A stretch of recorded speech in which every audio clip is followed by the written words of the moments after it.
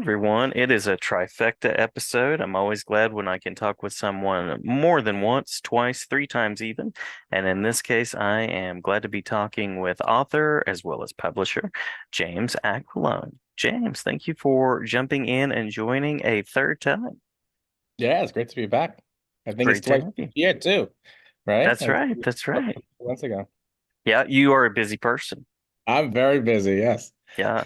Yeah, I won't ask, but by means of a direct question, but I'm sure you have lots of projects coming after the one that we're talking about on this episode. I'm sure there are many things on the way, and you've been saying that you have some exciting announcements. So I would imagine that this would be one of those things that qualifies a book focused on Kolchak that features a couple of people that folks out there will know, Rodney Barnes being one of those, and someone named David Dastmalchian.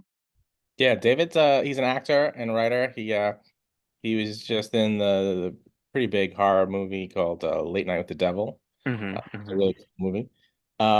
Yeah, he's been in Dune, he's been in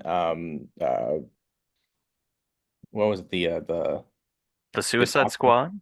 Suicide Squad, he's Polka Dot Man, which is he was awesome in that. Hmm. I was thinking of the Dracula movie, the Last Voyage of the Demeter. He was in that. Oh yeah, yeah. Yeah, he's in a ton of stuff. He's in almost every big movie, especially a genre movie. He was in The Boogeyman, Hmm, uh, hmm. that's based on the Stephen King short story. So Yeah, yeah, yeah. Very, very small part, but very important part in The Dark Knight Once Upon a Time. That was one of the first that's things I right. Yeah, remember he was seeing him one of in.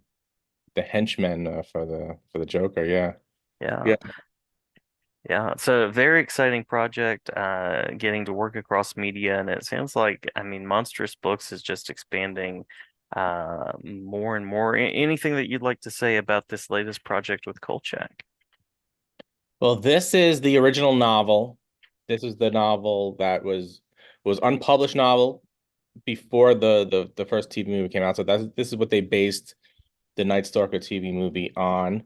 But the book itself didn't come out until about almost 2 years after the TV movie. They even did the second TV movie, The Night Strangler, before this book came out. But the book Wow. was written several years before the TV movie, and that's how it came to the attention of the producers, and that's how they ended up making the movie, and then that's how we get Kolchak. So you are not only doing something that's important for fandom here, but also just in terms of preserving the history, kind of providing some of those early seeds, which I find really interesting. I'm the kind of person who will watch a film or engage with a TV show and then go, "What? Where did this come from?" I did that with True Yeah. Grit and went back and looked at the original book. So wonderful work there in kind of sharing this lineage and passing it down. Yeah, and I think a lot of fans aren't aware that there was a book that the TV movies and then the series were based on because of how it came out, being that it came out so much later than the TV movies. Usually the book comes out first and then the movie or the TV show comes out. So this was it was a weird situation.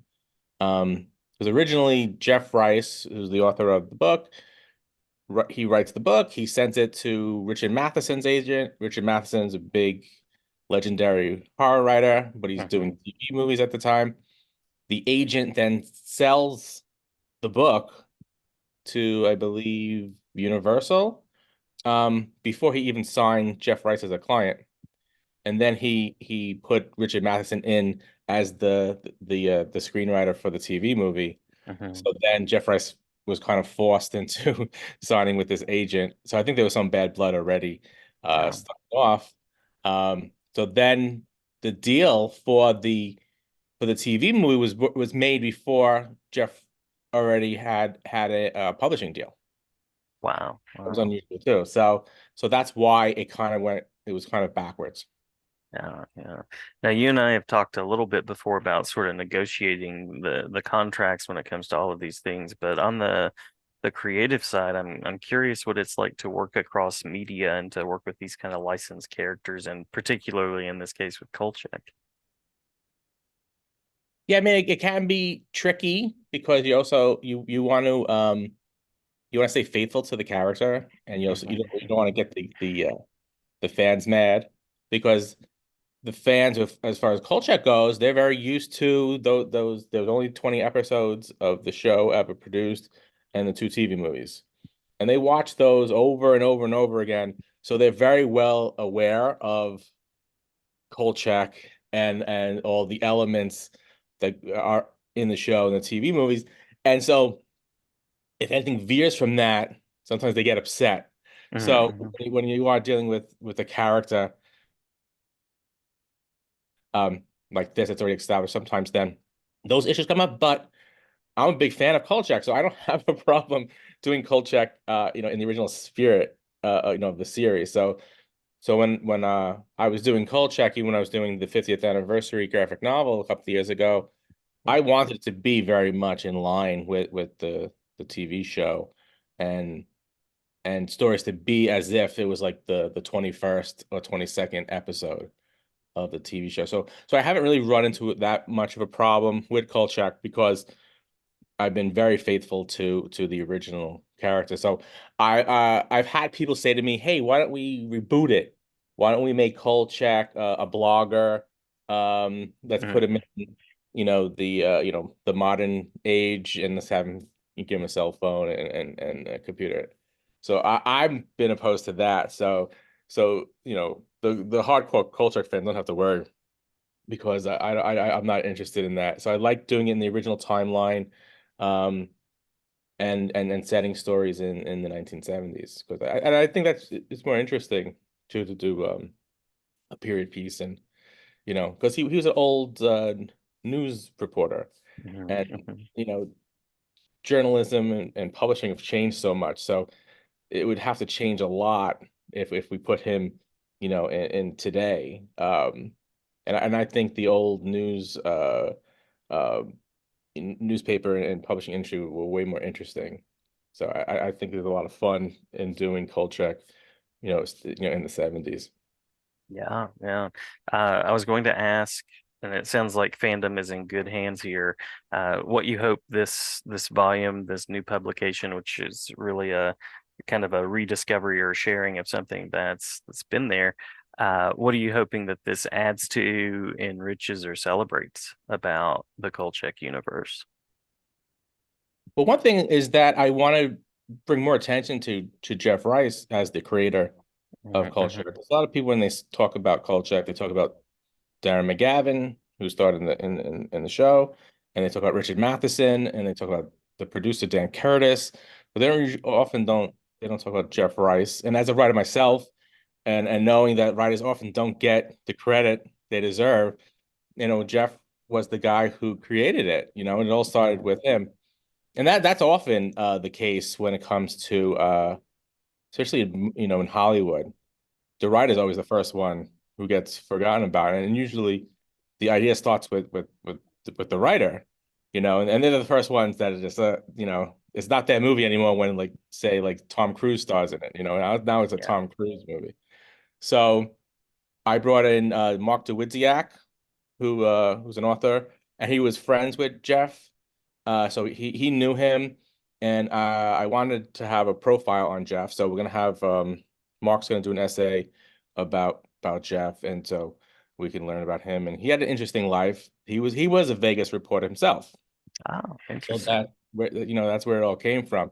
So he was an old journalist, and he knew the game. So that's why in the novel you do get more uh about being a reporter and the newspaper business, which I find fascinating. And it's so like I said, it's so different than it is today because everything was print then. Yeah. So you had to get the story in at a certain time, and they did have to stop the presses at times, to get the story in. So that's something that doesn't exist today. Um, but yeah, I mean, I hope this book brings more attention to Jeff and more attention to the book itself. That it did start as a book, and the book goes into more depth in terms of the character with Kolchak and with the vampire Scorzini. There's a whole section in the book that goes into the vampire's biography. I mean, it's Mm, kind of funny because then like they just get like this report and basically and it's like oh they know everything about him already somehow. So they know where he was born and what he was doing all this time before he got to Vegas. But it's interesting because in the TV movie you don't really know much about the vampire, but there's big yeah, it's a pretty extensive biography of him. So that if anyone wants to know more about him, the book has that. And it goes, we learn more about Kolchak too, because even in the TV movie and in the series, they don't really ever talk about Kolchak's background. So you don't even know about anything about his family or if he has any friends or anything like that. yeah, yeah. Interesting work for sure, and interesting to pull in kind of the architecture, and love that you're talking to people that knew the author that can speak to that firsthand as well. Yeah, I mean, Mark is the Kolchak authority. So he knows everything about Kolchak. He wrote the Kolchak Companion book, which Hmm. is all about the series and then the TV movies, and it goes into a lot of it's very extensive. It talks about everything. And so if anyone ever has a question about Kolchak, you go to Mark and he usually has the answer. Nice, nice. Now, in terms of your creative vision for this project and moving forward, anything that you'd like to share about that? About what's going on past this project. Hmm. Um, That you can share, of course. There are always cars in the garage that are I can always covered think that we like, can't what can I unveil talk yet. about?